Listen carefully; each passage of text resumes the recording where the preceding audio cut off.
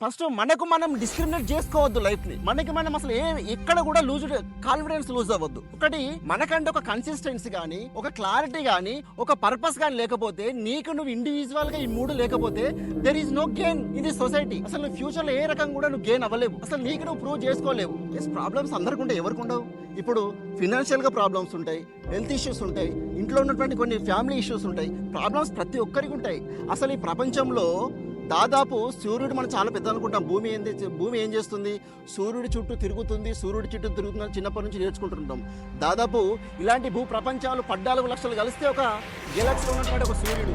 ఆ సూర్యుడిలో ఉన్నటువంటి మన ఇండియా ఎంత, ఈ ప్రపంచం ఎంత, ప్రపంచంలో ఇండియా ఎంత, ఇండియాలో తెలంగాణ ఎంత, తెలంగాణలో జగిత్యాల ఎంత, జగిత్యాలలో నీకున్నటువంటి నీ యొక్క స్ట్రీట్ ఎంత, స్ట్రీట్లో నువ్వెంత, నీ సమస్య ఎంత. అంటే నేను డిస్కరేజ్ చేయట్లేదు. ఒకటి కన్సిస్టెన్సీ గురించి మాట్లాడుతున్నాం. చాలా మంది ఏమంటారు అంటే ఇక్కడ ప్రోక్రాస్టినేషన్ ఏంటి? ప్రోక్రాస్టినేషన్ అంటే ఏంటి? ఏం లేదండి, మనకున్నటువంటి వర్క్ పనితనం ఏదైతే ఉందో, నువ్వు ఏదైతే ఇంప్లిమెంట్ చేయాలనుకుంటున్నావో, నువ్వు ఏ బిజినెస్ అయితే గ్రోత్ అండ్ డెవలప్మెంట్, నీ పర్సనల్ సంబంధించినటువంటి బ్రాండ్ను బిల్డ్ చేయాలనుకుంటున్నావో దాన్ని పోస్ట్ పోన్ చేయడం, దాన్ని తీసుకుపోయి ఏ గుట్లో ఏ మూలకు పడేయడం. ఇంకోటి స్వాట్ అనాలిసిస్. ఇది నేను కార్పొరేట్ కంపెనీస్ చాలా అవసరం. ఇది స్వాట్ అనాలిసిస్ అంటే అసలు ఏంటి? అసలు స్వాట్ అంటే ఎస్ అంటే స్ట్రెంత్ అనుకోవచ్చు, డబ్ల్యూ అంటే వీక్నెస్ అనుకోవచ్చు, ఓ అంటే ఆపర్చునిటీస్ అనుకోవచ్చు, టీ అంటే థ్రెట్స్ అనుకోవచ్చు. అంటే ఏంటి? ఎస్ అంటే స్ట్రెస్. ఇప్పుడు నేను ఈ ప్రాబ్లం ఉన్నా, ఆ ప్రాబ్లం ఉన్నా, ఇప్పుడు చేయలేను, ఐ కాంట్ డూ ఇట్ అని ఎప్పుడు చేస్తాను. ఈ రోజున్న సమస్య రేపు వస్తుంది, రేపున్న సమస్య ఎల్లుండి వస్తుంది, ఇంకా రేపు ఎల్లుండి ఇంకా కొత్త సమస్యలు కూడా మనకు క్రియేట్ అవుతాయి మన లైఫ్లో. అది స్ట్రెస్.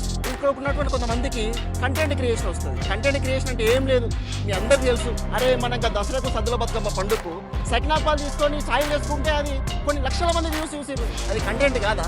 కంటెంట్ అంటే ఎక్కడికో తీసుకుని నువ్వు దాదాపు గంటలు కూర్చొని, మగవాళ్ళైతే సిగరెట్లు తాకుంటూ, ఆడవాళ్ళైతే నెత్తులు కోకుంటూ రాయాల కంటెంట్ అవసరం లేదు. నీకు వచ్చినటువంటి ఆలోచనని నువ్వు దాన్ని ఒక ప్యాటర్న్ గా ఎక్కడైతే నువ్వు ఇంప్లిమెంట్ చేస్తావో అదే కదా నీ కంటెంట్.